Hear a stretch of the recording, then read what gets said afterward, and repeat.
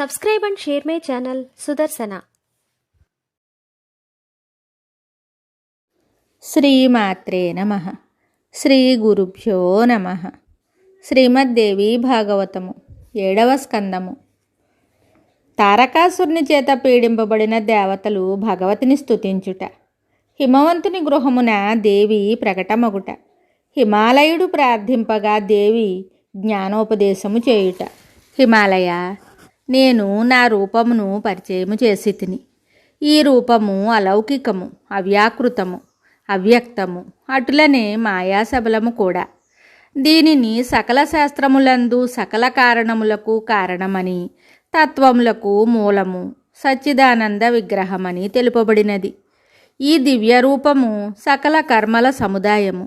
స్వేచ్ఛగా జ్ఞానమును ఆశ్రయించును. హ్రీంకార మంత్రవాచ్యము, అటులనే ఆదితత్వము. నా ఈ రూపముతోనే శబ్దతన్మాత్రకమైన ఆకాశము, స్పర్శతన్మాత్రకమైన వాయువు, రూపతన్మాత్ర యొక్క తేజస్సు క్రమముగా ఉత్పన్నమగును.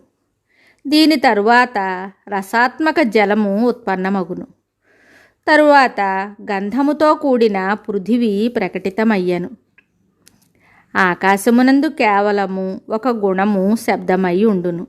శబ్దము, స్పర్శ, ఈ 2 గుణములు వాయువునందు ఉండును.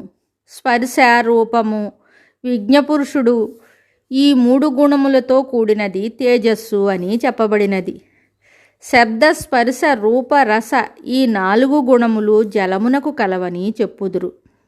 శబ్ద, స్పర్శ, రూప, రసగంధములు 5 గుణములతో కూడిన పృథివిగా చెప్పబడును.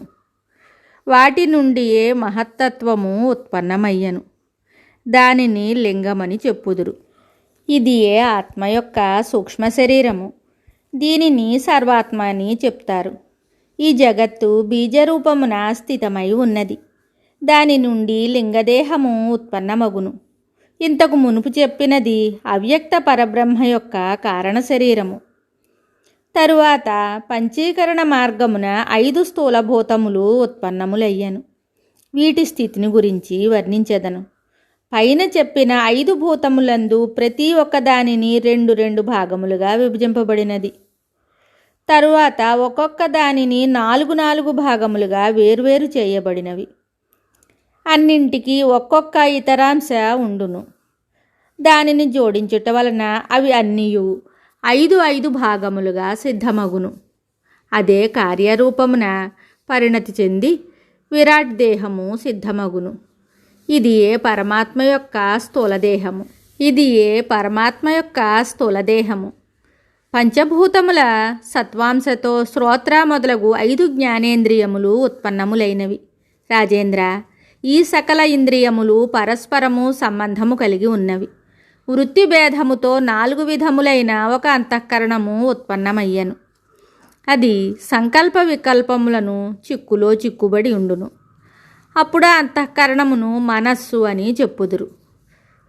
సంశయరహితమైన నిశ్చితమైన వస్తువును తెలుసుకొనుటకు యోగ్యత ప్రాప్తించినప్పుడు అంతఃకరణము బుద్ధి అని చెప్పబడును.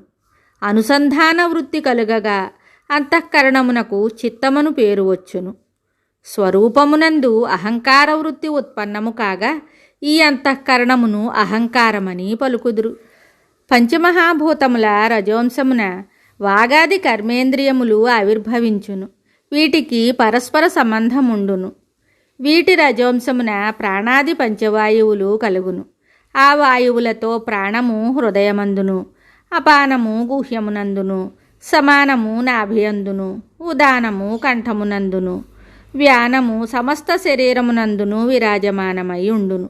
ఇట్లు 5 జ్ఞానేంద్రియములు, 5 పంచేంద్రియములు, బుద్ధితో కూడిన మనస్సు, ఇవి 17 అగును. ఇవి సూక్ష్మ శరీర రూపమున పరిణతమగును. ఇవి ఏ సూక్ష్మ శరీరము, లింగ శరీరము అని చెప్పబడును. అందలి ప్రకృతి 2 విధములుగా ఉండును. అందు సత్వాత్మకమైన ప్రకృతి మాయగా, గుణమయమగు ప్రకృతి అవిద్యగా పేర్కొనబడినది. తన్నాశ్రయించిన దానిని రక్షించునది మాయ అనబడును. మాయయందలి పరమాత్మ ప్రతిబింబమును ఈశ్వరుడందురు. ఆ ఈశ్వరునకు పరబ్రహ్మ యొక్క సంపూర్ణ జ్ఞానముండును. ఆ ఈశ్వరుడు సర్వజ్ఞుడు, సర్వమునకు కర్త, సర్వమును అనుగ్రహించువాడు. పర్వతరాజా, మలినము సత్వప్రధానమునందు ప్రతిబింబితమై పరమాత్మ ఉండు అట్టి ప్రతిబింబమును జీవుడని చైతన్యమని అందురు. జీవుని యందు సకల దుఃఖములు భాసిల్లుచుండును.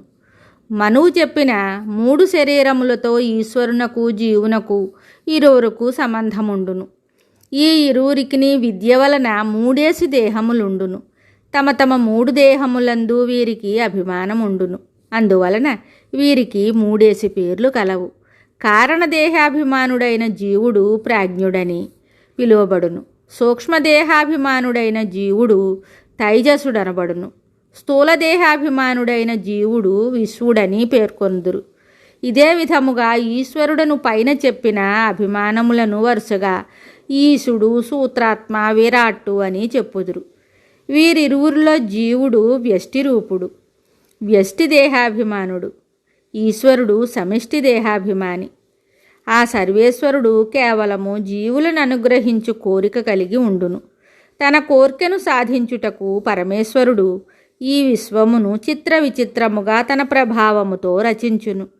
ఈ విశ్వము జీవుల యొక్క భోగభాగ్యములకు నిలయము. అతడి సృష్టినంతయు నా శక్తి ప్రేరణ చేతనే నాయందున్నవాడై రచించుచుండును. శుభం. Subscribe and share my channel Sudarsana.